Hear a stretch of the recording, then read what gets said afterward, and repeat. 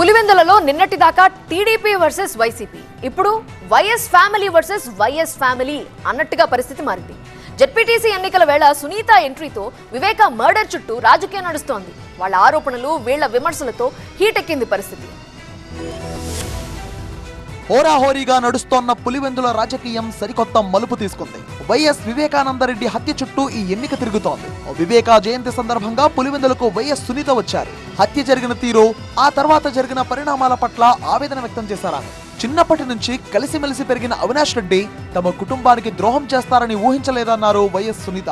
నాన్న మర్డర్ కి అవినాష్ సంబంధం ఉంటుందని ఎక్కడే కానీ అనుకోలేదు. నాకు అవినాష్ అంటే ఆ వీధిలో తిరుగుతున్న చిన్న పిల్లోడు, మేమందరం కలిసి ఆడుకుంటుంటే అవినాష్ పిల్లోడిలాగానే చూస్తుంటాం. అటువంటి మనిషి ఇట్లా మారుతాడు అన్న తలంపు ఎక్కడ కానీ రాలేదు. హత్య అని తెలిసిన తర్వాత ఆదినారాయణ రెడ్డి, బీటెక్ రవి, సతీష్ రెడ్డి కలిసి చంపారని తనతో పేపర్ పై సంతకం చేయించాలని చూశారన్నారు సునీత. ఎప్పుడైతే అవినాష్ నాకు లెటర్ తీసుకొచ్చాడో, ఆదినారాయణ రెడ్డి, సతీష్ రెడ్డి, బీటెక్ రవి వీళ్ళందరూ నాన్న హత్యకు కారణమని లెటర్ తీసుకొచ్చారు. వైఎస్ సునీతను బీజేపీ ఎమ్మెల్యే ఆదినారాయణ రెడ్డి పరామర్శించారు. వివేక హత్య కేసులో సునీతతో పాటు తాను కూడా బాధితుడినే అన్నారు. ఎన్నికల ప్రచారంలో ఈ అంశాన్ని తప్పకుండా ప్రస్తావిస్తామన్నారు.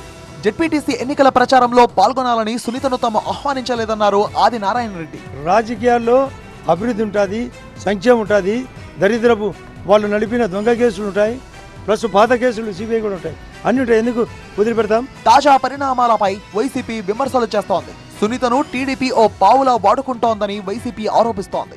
వైసీపీపై కూటమి సర్కార్ తీవ్రంగా మండిపడుతోంది. వివేకాను చంపిన వారికి పులివెందుల ప్రజలు బుద్ధి చెప్పే రోజు దగ్గరలోనే ఉందన్నారు మంత్రి సవిత. మరోవైపు తమ ఎమ్మెల్సీ రమేష్ యాదవ్ పై దాడి చేశారంటూ మండలి చైర్మన్ కు వైసీపీ ఎమ్మెల్సీలు ఫిర్యాదు చేశారు. ఎంత ప్రశాంతంగా ఉన్న పులివెందుల్ని ఈరోజు ఒక రక్త చరిత్ర మాది చేస్తున్న కూటమి ప్రభుత్వం ఫ్రీ అండ్ ఫెయిర్ ఎలక్షన్ ఉండకూడదు అని చెప్పి రిగ్గింగ్లు చేసుకోవాలా, ఎట్లయినా సరే మేము ఎలక్షన్ నెగ్గాలా, ఇట్లుంటా చూపించాలనే ఉద్దేశంతో ఈ ఎలక్షన్ జరుపుతున్నారు.